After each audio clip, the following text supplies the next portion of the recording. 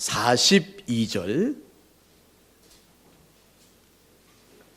사도행전 2장 42절, 우리 말씀 한 목소리로 같이 읽겠습니다. 사도행전 2장 42절 읽겠습니다. 시작. 그들이 사도의 가르침을 받아 서로 교제하고 떡을 떼며 오로지 기도하기를 힘쓰니라. 한 번 더 읽겠습니다. 시작. 그들이 사도의 가르침을 받아 서로 교제하고 떡을 떼며 오로지 기도하기를 힘쓰니라. 아멘.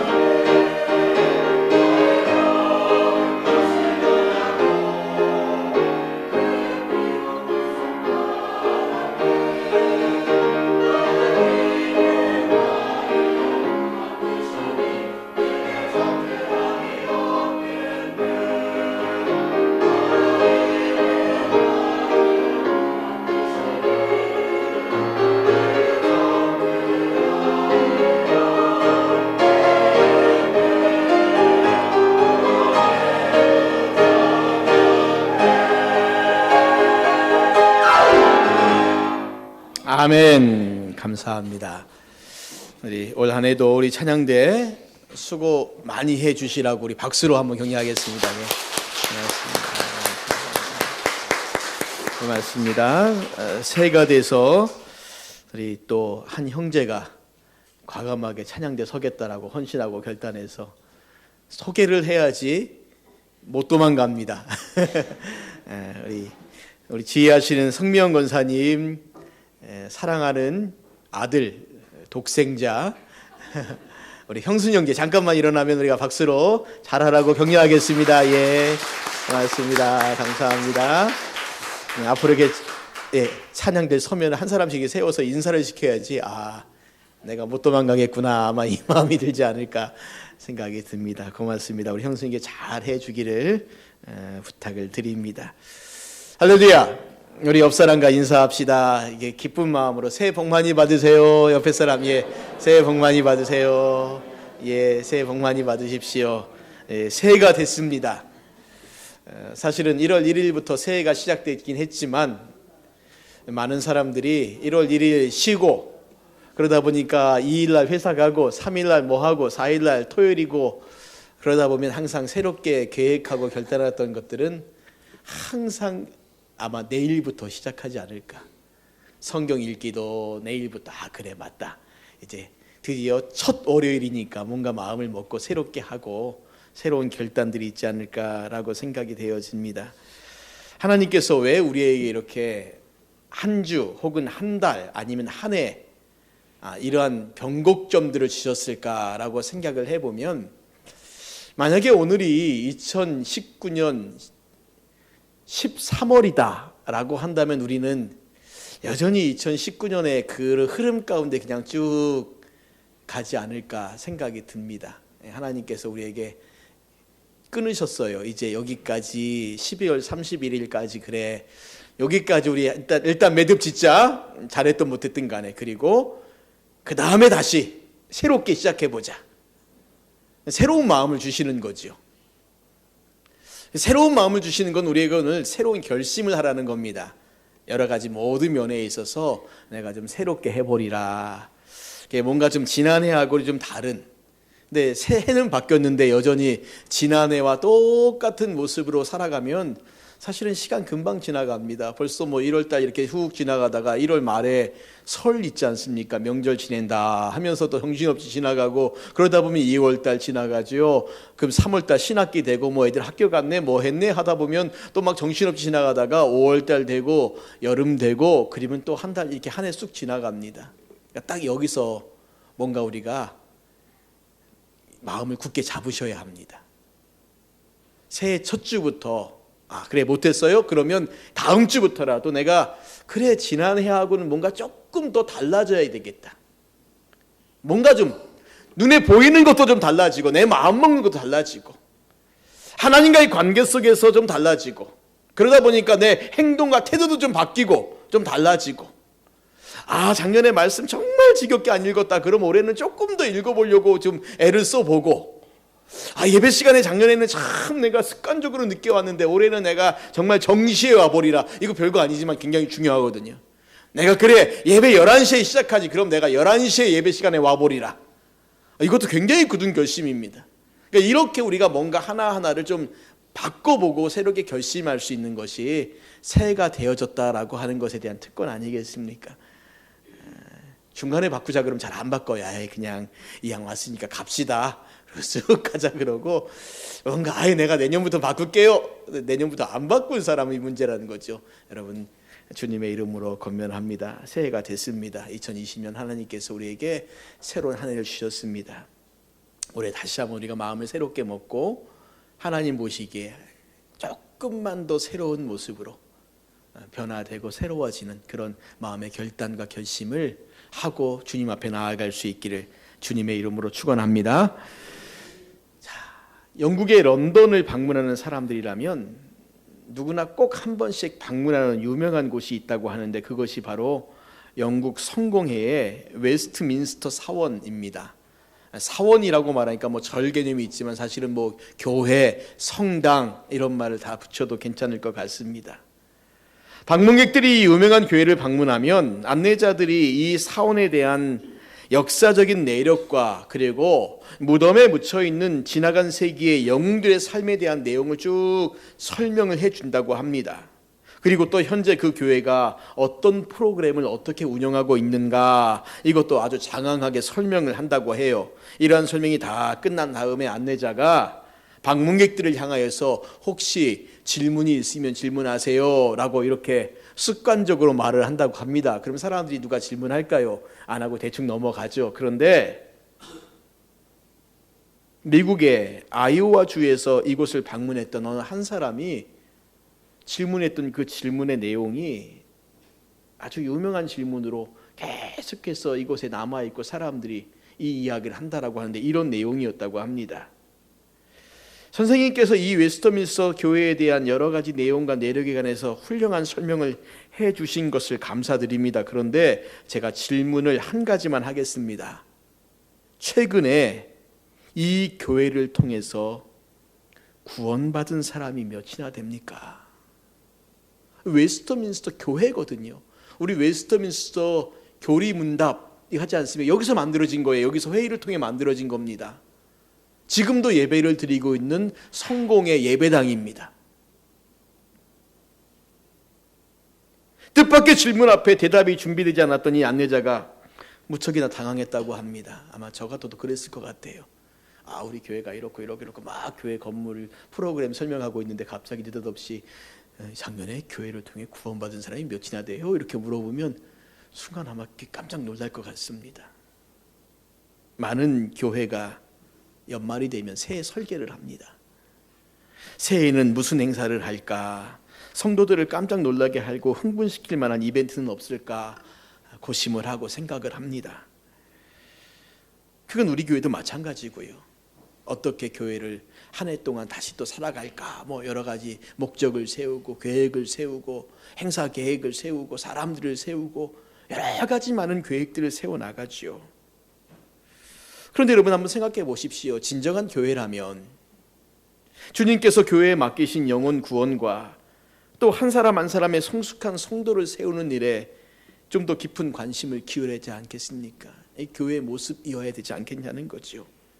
여러분, 주님이 보시기에 아름다운 교회는 사람이 많이 모이는 교회도 아니고 건물이 크고 웅장한 그런 교회도 아닙니다. 주님의 뜻을 깨달아 그 뜻을 이루기 위해 부단히 노력하는 교회가 주님 보시기에 가장 아름다운 교회입니다. 왜냐하면 교회는 주님이 뜻을 이루기 위해서 이 땅에 주님께서 친히 세우신 당신의 몸이기 때문에 그렇습니다. 여러분, 제가 여러분들에게 이런 질문을 좀 드려보겠습니다. 인류 역사 가운데 가장 위대하고 복된 사건이 어떤 사건일까요? 대답 안 하셔도 괜찮습니다. 하나님의 독생자이신 예수 그리스도께서 친히 사람이 되셔서 우리 사람들 가운데 찾아오신 사건이에요. 할렐루야.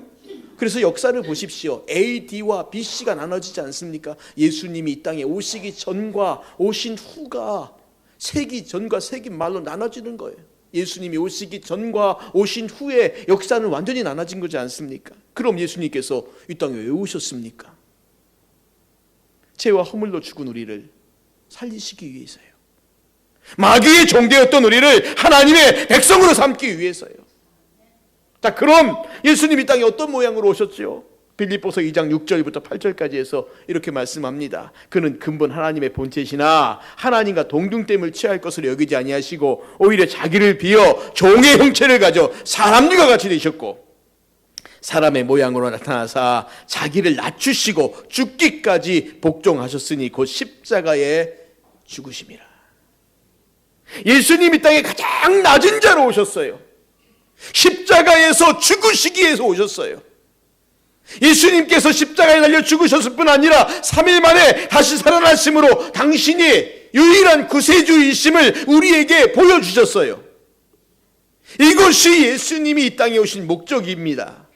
누구든지 예수님을 나의 주, 나의 하나님으로 믿기만 하면 죄사 먹고 하나님의 자녀가 되고 천국 백성 될 겁니다. 이것이 바로 우리가 믿고 전하는 복음의 핵심 아닙니까? 예수님께서 공생의 기간 동안에 그거 말씀하신 거예요. 나를 믿으라고. 십자가에 달려 죽으신 그 길을 걸어가면서 나를 믿으라고 말씀하시는 거예요. 그리고 예수님이 그 사역을 감당하셨습니다. 예수님께서 승천 이후에 이 땅에 당신의 사역들을 계속해서 이끌어 나갈 공동체를 하나 만드셨는데 그것이 바로 교회입니다. 가이사랴 빌립보에서 베드로의 신앙 고백을 들으신 이후에 예수님께서 마태복음 16장 18절에 당신의 얘기를 이렇게 말씀하시는데 이렇게 말씀하세요. 내가 이 반석 위에 내 교회를 세우리니 음부의 권세가 이기지 못하리라. 베드로의 그 신앙 고백 위에 무엇을 세운다고요? 나의 교회를 세우시겠다고. 나의 교회를 세우겠다. 주님의 교회를 세우겠다는 거예요. 예수님의 이 말씀이 언제 이루어집니까? 예수님께서 승천하시고 나서 열흘 만에 마가의 다락방에 모인 성도들 위해 성령님께서 임하심으로 드디어 이 땅에 처음 예수님 말씀하신 주님의 교회가 세워졌습니다. 이게 교회의 시작입니다. 여러분, 우리가 신앙생활하면서 반드시 이 단어의 정확한 의미들을 알아야 할 것들이 있습니다. 저는 그 중에 하나가 바로 이 교회라고 봅니다. 우리가 교회라고 말하면 늘 혼동을 갖는 게 뭐냐면 건물하고 혼동을 갖잖아요. 그래서 은혜교회가 어디 있습니까? 그럼 여기 있다고 말하잖아요. 사람들이 뭘 가리킵니까? 아니, 교회 건물을 가르치죠. 그렇죠? 근데 교회 건물은 제가 늘 말씀드리죠. 뭐라고요? 예배당입니다. 예배당. 은혜교회 예배당이 여기 있는 겁니다. 은혜교회 성도들이 모여서 예배를 드리는 장소가 여기 있는 겁니다. 여기 교회가 아니에요. 교회는 우리 성도님들의 모임이 교회입니다. 주님의 몸이기 때문에 그렇습니다. 자, 그러면 여러분, 교회가 뭘까요? 교회가 어떤 일 해야 합니까? 다시 말씀드립니다. 교회는 무엇이라고요? 예수 그리스도의 몸입니다. 건물이 아니에요. 착각하지 마십시오. 그래서 교회 건축위원회 하면서 건물을 크게 짓는 교회 건축위원회가 아니에요. 예배당을 짓는 겁니다. 심지어 어떤 분들은 성전을 건축한다고 하지만 성전은 솔로몬 성전 위에 스룹바벨 성전 이후에 그 다음에 성전은 없습니다. 세계에서 성전이 제일 많은 나라가 아마 대한민국인 것 같아요. 가는 곳곳마다 무슨 성전들이 그렇게 많은지 단어 정리를 잘 하셔야 됩니다. 성전도 아니고 교회도 아니고 이 건물은 뭐라고요? 예배당입니다. 은혜교회 예배당입니다. 교회는 누굽니까? 우리들입니다. 그렇죠? 주님의 몸이 교회고 우리는 각 교회 주님의 몸의 지체들이라고 보시면 돼요. 자, 그러므로 보십시오. 교회는 어떤 일을 해야 되느냐? 교회는 이 땅에서 예수님께서 하신 일들을 계속해서 계승해 나가면 되는 거예요. 그러니까 교회가 어떤 일을 해야 됩니까? 라고 묻는다면 그냥 여러분 복음서로 가시면 돼요. 마태, 마가, 누가, 요한복음을 보면서요, 아 그래, 예수님이 이 땅 가운데 이런 일 하셨구나. 말씀을 전하고 병자를 고치고 귀신을 내어 쫓고 그러면서 죄인들을 부르시고 사랑하시고 섬기시고 했던 그 모든 예수님의 사역들을 오늘 이 교회들이 계승해 나가야 한다는 겁니다. 교회는 사람들을 위한 이익단체나 정치적인 목적을 위한 모임이나 시민운동을 위한 단체나 단순히 친교를 위한 모임이 되어서는 안 된다는 거예요.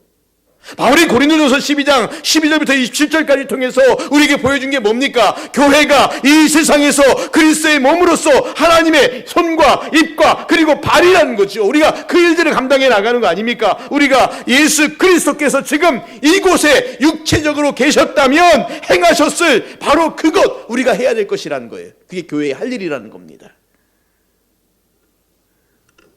그러기에 우리는 끊임없이 교회가 무엇인지, 어떤 사역을 감당해야 할 것인지 이거 생각하고 또 생각해야 된다는 겁니다. 우리 교회가 역사가 이렇고 이거 설명하는 게 아니라 오늘 우리가 주님의 일을 해야 합니다. 이게 교회가 오늘 해야 될 일들이라는 거예요. 그러므로 무엇을 계획하고 무엇을 생각하든 간에 우리 머릿속은 항상 과연 예수님께서 어떻게 행하셨을까? 이것에 대한 고민을 가지고 교회가 걸어갈 길들을 걸어가지 않으면 자칫 잘못하면 세상의 여러 가지 많은 모임이나 집단과는 비슷해져 버리는 그런 모습이 될 수 있다는 거죠. 그래서 오늘 본문의 말씀을 통해서 처음 세워졌던 이 예루살렘 교회를 살펴보면서 오늘 우리 교회가 어디로 나가야 될 것인가, 어떻게 세워져야지 교회다운 교회가 되어지고 성도다운 성도가 되어지고 정말 주님이 기뻐하시는 교회가 될 것인가 우리가 생각해 보려고 합니다. 첫 번째, 이 초대교회는 어떤 교회였을까? 말씀해 보니까 이렇게 말해요. 그들이 가르침을 받는 교회였다고요. 여기서 이 가르침을 받는다라는 이 말은 말씀에 대한 사모함들이 그들 가운데 있었다는 겁니다. 왜 이런 가르침이 중요했냐면 이제 막 처음 시작한 이 교회가 지금 유대교회에서 유대인들이 모여있는 교회 아닙니까? 그곳에서 나왔어요. 그럼 이들이 모여있는 모습, 이들 가운데 이유와 목적을 설명해야 되지 않습니까? 유대교회가 똑같으면 안 되잖아요. 그러니까 우리가 왜 모였는가를 열심히 설명하는 거예요. 왜 모였을까? 그 누구를 설명합니까? 초대교회에서 그래서 가장 많이 가르쳤던 게 바로 뭐냐면 예수 그리스도입니다. 예수님이 누구신가? 예수님이 어떤 일을 하셨는가? 이것을 집중적으로 가르치셨어요.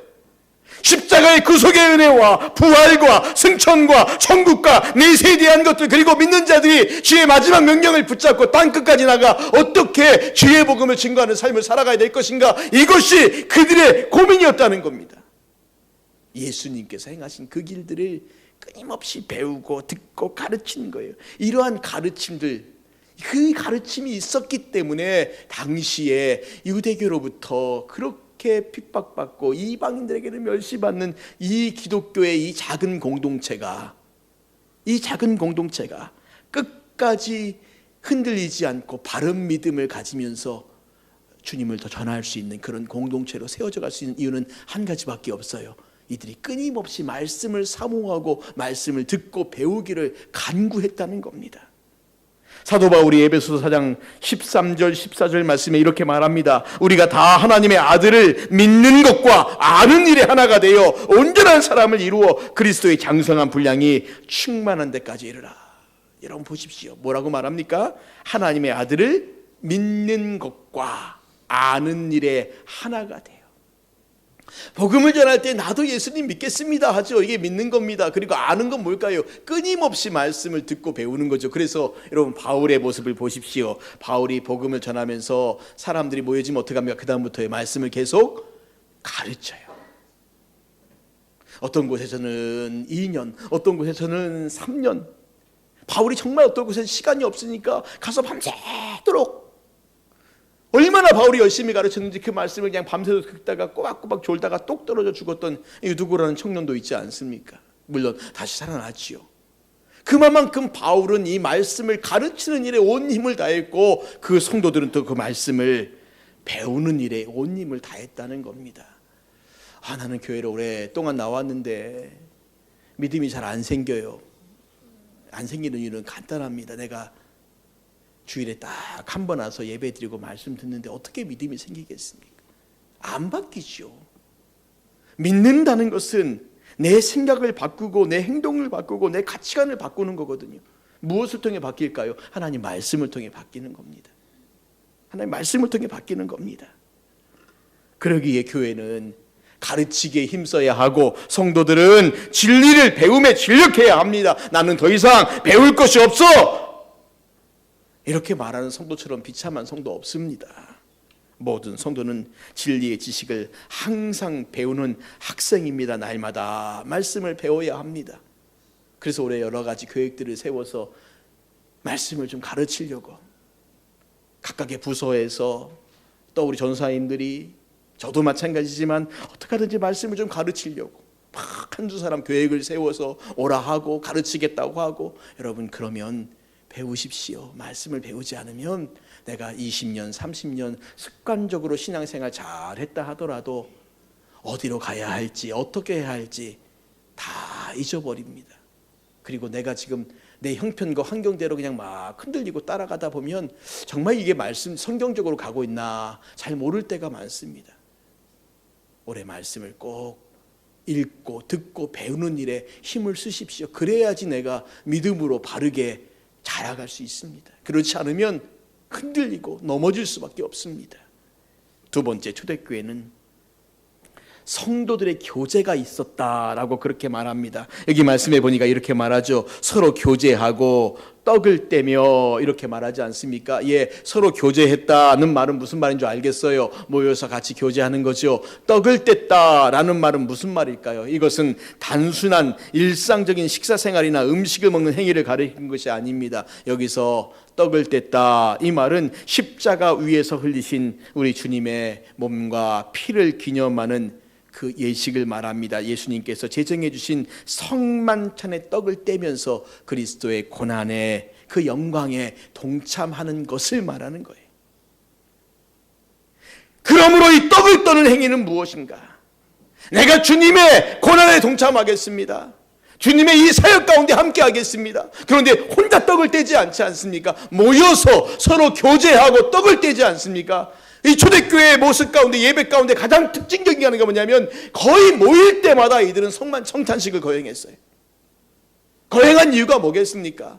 주님의 몸과 피를 상징하는, 기념하는 떡과 포도주를 나누면서 주님이 우리를 위해 이렇게 죽으셨다. 그리고 살아나셨다. 그리고 이제 우리가 주님의 몸과 피를 나누면서 우리가 주 안에서 하나이다. 여기에 뭐가 들어가냐면 형제의 사랑이 들어가는 겁니다. 주님의 몸과 피를 나누면서 우리가 이제 하나 되었다는 거죠.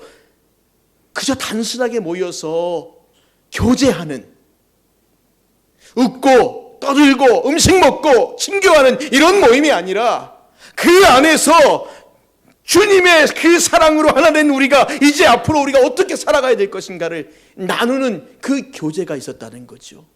여러분, 오늘날 교회의 교제는, 성도들 간의 교제는 그런 교제가 되어야 합니다. 모여서 서로의 어려움들과 아픔들을 나누면서, 그리고 기도하면서 주 안에서 우리가 어떻게 살아가야 될 것인가, 주 안에서 우리가 어떻게 살아가야 될 것인가, 이것을 같이 나눌 수 있는 바로 그 행위가 떡을 떼는 행위, 주 안에서 우리가 한 형제임을 고백하고 하나 되는 그 행위, 너와 내가 하나이다라는 것보다 더 친밀한 친교가 어디 있겠습니까? 그저 같이 모여서 음식 먹고 즐겁게 행복하게 노래 부르고 웃고 춤추고, 그것보다 더 긴밀한 행위는 바로 너와 내가 하나이다라고 고백하는 거예요. 이게 바로 떡을 떼는 행위입니다. 초대교회의 모습들이 바로 거기 있습니다. 저도 그런 계획을 하고 있어요. 올해는 이 성찬식을 참 많이 거행해야 되겠다 하면서 우리가 정말 주 안에서 하나임을 고백하고, 그리고 이 떡을 떼고 포도주를 나누면서 우리가 어떻게 하나님 앞에 살아가야 될 것인가 결단하고, 그리고 서로가 서로를 돌아보고 섬기는 그런 자리를 만들어야 되겠다, 그런 고민을 합니다. 그래서 오늘 오후 예배에도 우리 재직들을 위한, 헌신을 위한 성찬식을 같이 거행하려고 하는 의도도 바로 거기에 있습니다.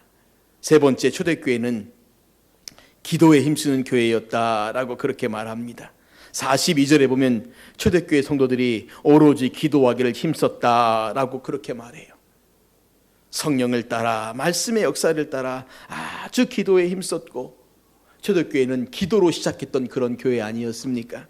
사도 바울도 그래서 끊임없이 무시로 기도하라 그렇게 말합니다. 여러분, 왜 기도할 수밖에 없었을까요?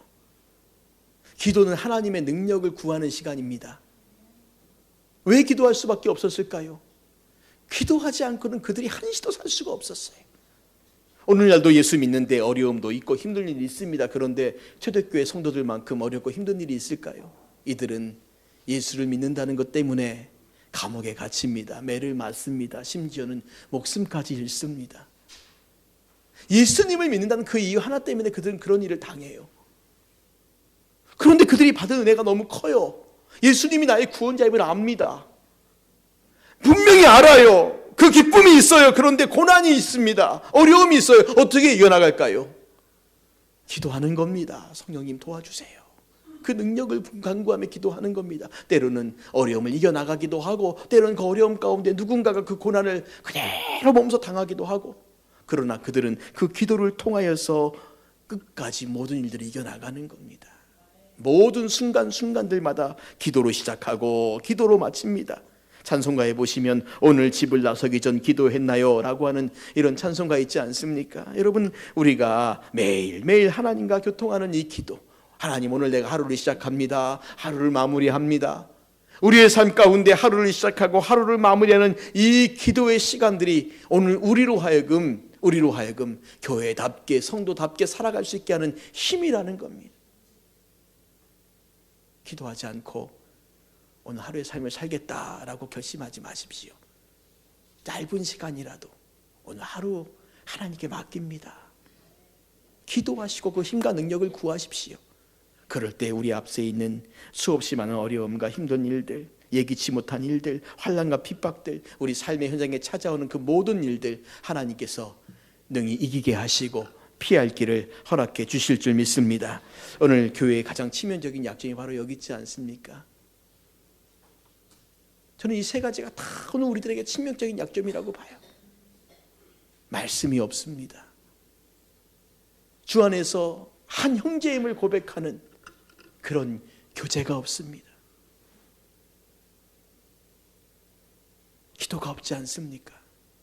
그러니 같은 자리에 앉아서 예배를 드린다 하는데, 같은 자리에 앉아서 예배를 드린다 하는데 내 옆에 있는 사람이 정말 주 안에서 한 형제인가? 이게 못 느껴지는 거예요. 정말 이 사람이 내 형제인가? 예수님이 나를 위해 십자가에서 피 흘려주신 것처럼 예수님이 이 사람을 위해 십자가에서 피 흘려주신 것들을 우리가 믿고 고백한다면 우리가 한 형제임을 말할 텐데 이게 없는 겁니다. 사랑하는 성도님들, 오늘 한국교회는 정말 큰 위기 가운데 있습니다. 교회가 교회다움을 잃어버리고 성도가 성도다움을 잃어버리고 세상과 닮아버린, 아니면 세상보다 더 세상적인 모습으로 되어버렸습니다. 예전에는 교회가 세상을 걱정하고 기도했는데 요즘은 세상이 교회를 걱정하고요, 심지어 한 걸음 더 나가서 이제는 걱정도 안 합니다. 아예 포기해버렸어요. 멸시하고 조롱하지 않습니까? 주님의 몸인 교회가 주님을 닮아가지는 않고 오히려 세상을 열심히 닮아가니까 세상이 아무리 살펴봐도 교회 같지 않은 겁니다. 왜 교회 같지 않을까요? 우리가 하나님 말씀 앞에 우리의 갈 길을 정확히 보지 않아요. 그저 습관대로, 전통대로 그렇게 살아갑니다. 여러분, 습관과 전통 나쁘진 않아요. 그러나 하나님 말씀보다 앞서는 습관과 전통은 그건 우리를 오히려 망치는 겁니다. 내가 왕년에 믿음 생활 잘했다고요? 예, 잘하셨습니다. 지금은요? 지금은 어떻습니까? 지금 우리가 그 길을 계속 가기 위해서는 하나님 말씀 붙잡아야 합니다. 내가 왕년에 믿음 생활 잘했다고, 예, 잘하셨습니다. 그런데요, 지금은요? 기도하셔야 합니다. 지금 기도하지 않고는 우리가 주님의 능력으로 우리에게 주어진 길들을 걸어갈 수 없습니다. 내가 예전에는 정말 많은 사람과 교제했는데, 예, 그 교제가 왜 끊어졌을까요? 그저 사람다운 교제, 인간다운 교제였습니다. 나쁘지 않아요. 그런데 교회 안에서 성도의 교제는 그렇게 하시면 안 됩니다. 예수님이 우리를 사랑하신 것처럼 우리도 그렇게 서로 사랑하고, 주님이 우리에게 주신 사명을 붙잡고 비전을 붙잡고 그렇게 같이 기도하며 걸어가는 그것이 오늘 우리 교회들이 걸어가야 될, 결심하고 올 한 해를 살아가야 될 바로 그 모습 아닙니까? 사랑하는 성도님들, 다시 한번 주님의 이름으로 부탁을 드립니다. 새해 어떤 결심으로 시작을 하셨습니까? 어떻게 살아가려고 마음을 먹고 있습니까? 하나님 앞에서 우리가 다시 한번 굳은 마음을 먹읍시다. 하나님, 내가 올해는 정말 이렇게 살아보고 싶습니다. 이렇게 살아보고 싶습니다. 말씀 앞에서, 기도를 통해서, 믿음의 지체들과 같이 아름다운 교제를 통해서 내가 하나님 보시기에 더 복되고 아름다운 모습으로 세워져 가길 원합니다. 그래서 정말 올해는, 2020년도 올해는 내가 지난해보다 주님 앞에 한 걸음이라도 더 가까이 갈 수 있는, 조금이라도 더 나아갈 수 있는, 정말 조금이라도 더 말씀에 가까이 가고 조금이라도 더 기도하고 조금이라도 더 주님과 친밀해지는 그런 한 해 포기하지 마십시오. 이제 시작하지 않았습니까? 매듭 짓고 새로 시작하시면 돼요. 올해는 정말 주님 앞에 더 한 걸음씩 한 걸음씩 더 가까이 나아가면서 교회다운 교회, 성도다운 성도 되기를 소망하면서 주님 앞에 간절함으로 기도하며 나아가는 저와 여러분 되시기를 주님의 이름으로 축원을 드립니다. 우리 같이 이 시간에 찬양하고 기도하겠습니다. 우리에겐 소원이 하나 있네. 주님 다시 오실 그날까지 우리 가슴에 새긴 주의 십자가 사랑 찬양하겠습니다.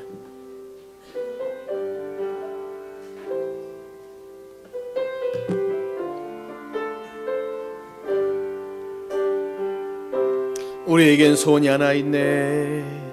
우리에겐 소원이 하나 있네.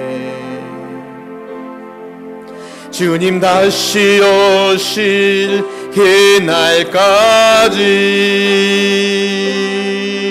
우리 가슴에 새기 주의 십자가 사랑, 나의 교회를 사랑케 하네. 주의 교회를 향한 우리 마음 희생과 포기와 가난과 고난 하물며 죽음조차 우릴 막을 수 없네. 우리 교회는 이 땅의 희망,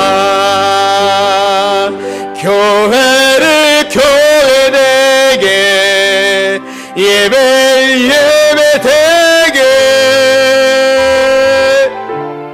우리 사용하소서. 진정한 부흥의 날 오늘 임하도록 우리 사용하소서. 우리에겐 소원이 하나 있네. 우리에겐 소원이 하나 있네. 주님 다시 오실 이날까지 우리 가슴에 새긴 주의 십자가 사랑, 나의 교회를 사랑케 하네.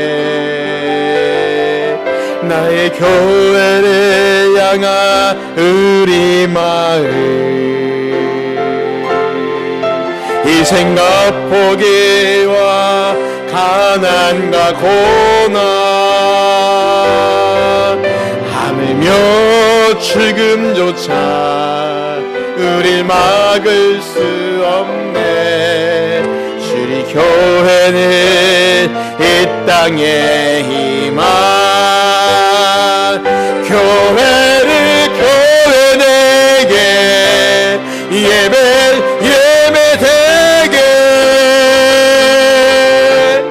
우리 사용하소서. 진정한 부흥의 날 오늘 임하도록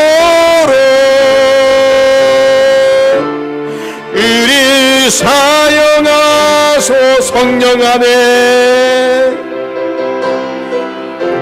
성령 안에 예배하리라.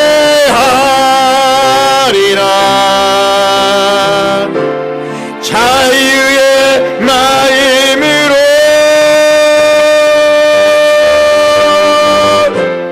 사랑으로 사역하리라.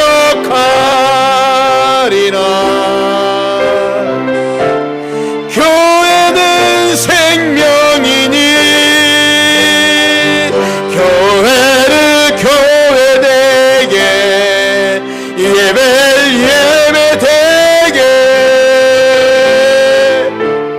우리 사용하소서.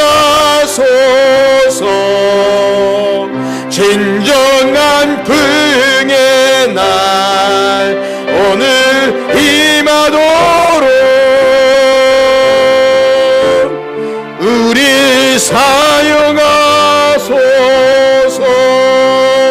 여러분, 이 시간 우리가 같이 기도하실 때 2020년도 우리 교회를 바라보고 기억하면서 기도하실 우리 제목을 갖고 우리 같이 기도하겠습니다. 첫 번째는 하나님 말씀으로 충만한 교회, 말씀을 사모하며 말씀 가운데 더 세워지는 교회와 우리 성도들 되게 해달라고 기도합시다. 두 번째는 주님 안에서 온전한 교제, 정말 주님이 주신 그 은혜와 사랑을 나누며 같이 꿈과 비전을 가지고 달려갈 수 있는 그 아름다운 교제, 쓰러 넘어진 자들을 내버려두지 아니하고 세우며 일으켜서 함께 걸어갈 수 있는 그런 교회 공동체, 같이 믿음으로 아름답게 세워지는 교회 공동체를 위해서 기도하시고, 세 번째, 우리가 날마다 기도하면서 하루를 시작하고 하루를 마무리하면서 주님의 힘과 능력을 공급받아서 주님의 사역을 감당하는 그런 교회 되게 해달라고 이 시간에 우리 말씀을 기억하면서 합심하여 교회를 위하여서 우리 성도들 한 사람 한 사람을 위하여서 같이 기도합니다. 기도하겠습니다. 하나님 아버지, 은혜를 감사합니다.